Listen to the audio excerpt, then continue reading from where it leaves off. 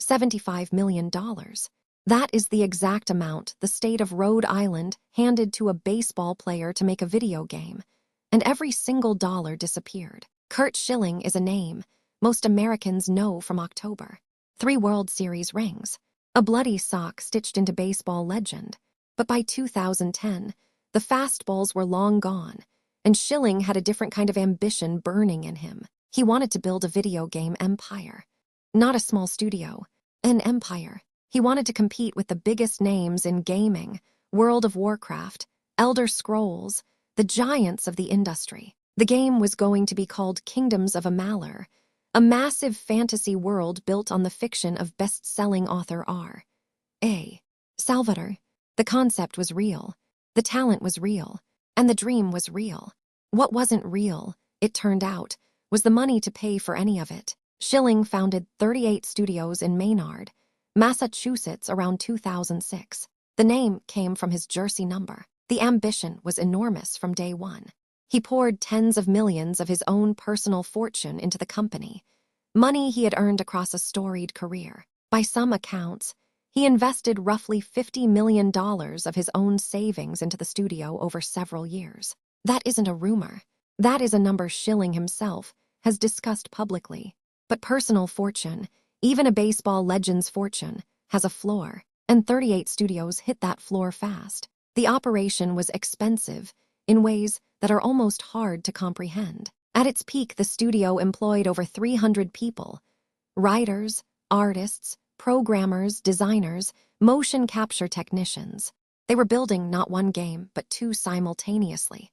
The flagship project was a massively multiplayer online role-playing game, codenamed Project Copernicus. The second was a more conventional single-player title, what would eventually ship as Kingdoms of Amalur: Reckoning. Developing either one of those games alone would have been an enormous undertaking. Developing both at once, with a staff of hundreds, required a cash flow most established studios could barely manage. By 2010, Schilling needed more money than he had, so he went shopping for a state. Here is the mechanism, and it's important to understand exactly how it worked. Rhode Island was, at the time, in serious economic trouble. The state had one of the highest unemployment rates in the nation. Politicians were desperate to attract employers, to point to something and say, "We brought jobs here." Schilling walked into that desperation with a pitch: move 38 studios to Providence, bring hundreds of high-paying technology jobs to Rhode Island. All he needed in return was a loan guarantee, $75 million, backed by the state's Rhode Island Economic Development Corporation. The state wouldn't hand him a check directly. Instead, the REIT would guarantee bonds, meaning if 38 studios defaulted, Rhode Island taxpayers were on the hook. The deal was controversial from the start. Critics inside the state legislature called it reckless. They asked the obvious questions. Why is a state government guaranteeing a loan to a celebrity's video game company? What happens if this fails? The deal passed anyway, in 2010, by a single vote in the state Senate. One vote separated $75 million in taxpayer exposure from a clean no. Schilling moved the company to Providence. The injection of capital kept things running. Kingdoms of Amalur: Reckoning shipped in February 2012, and by most accounts it was a genuinely good game. Critics liked it. Players liked it. It sold approximately 1.2 million copies in its first 90 days. But here is where the math turns brutal. In the modern video game industry, a mid-budget title needs to sell somewhere in the range of 3 million copies just to break even. 1.2 million copies wasn't a success by the standards 38 studios required to survive. The game generated revenue, but not enough revenue. And Copernicus, the bigger MMO, the one that was supposed to be the real payoff, was still years from completion. The company began missing payroll in May 2012, not missing it by a small amount, missing it entirely. Over 300 employees showed up to work, and their direct deposits didn't come through. Schilling was reportedly trying to negotiate an emergency bridge loan from the state, asking for additional funds to keep the lights on. The state said no. At around the same time, it emerged that 38 studios had missed a loan payment to the REIT, a payment of $1,100,000 that simply wasn't made. The collapse was fast and public and painful. In May 2012, 38 studios laid off its entire workforce, every single employee, over 300 people. Some of them had relocated their families to Rhode Island, specifically because of this job.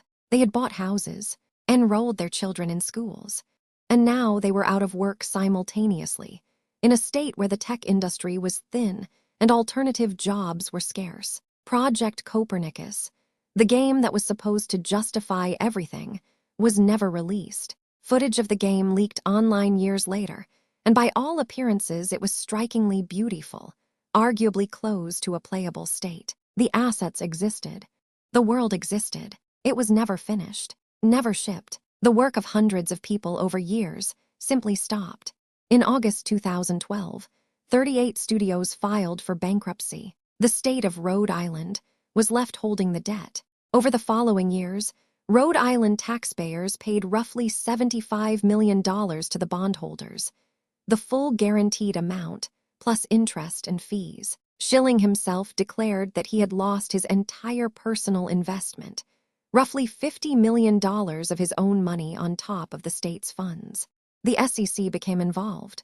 In 2014, the Securities and Exchange Commission filed civil charges alleging that the REIT bond offering documents had contained misleading information, specifically that investors had allegedly not been adequately informed that 38 studios was already in financial distress at the time the bonds were sold. The state of Rhode Island, the REIT, and various officials and advisors ultimately reached settlements with the SEC without admitting or denying the allegations. No criminal charges were filed against Schilling himself. He cooperated with investigators. Schilling gave numerous interviews in the years after the collapse. He expressed deep regret, particularly toward his former employees. He acknowledged that he had been in over his head operationally, that running a 300-person corporation was fundamentally different from anything he had done before.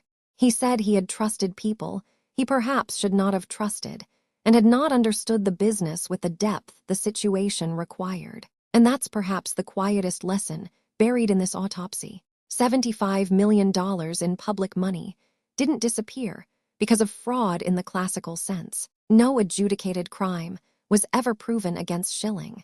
It disappeared because of something more ordinary and more universal. A man with exceptional talent in one field assumed that talent was transferable to a completely different field, operating at a scale that required skills he had not developed. In an industry where even successful companies with established track records routinely go bankrupt, the state of Rhode Island saw a famous name and a job's promise and bypassed the question every bank asks before it lends money. Does this person actually know how to run this business? The money didn't die in a courtroom. It died in a spreadsheet that never balanced, line by line, payroll cycle by payroll cycle, until the morning 300 people checked their bank accounts and found nothing there. Every dollar has a story. This one ends with an unfinished kingdom that nobody ever got to play.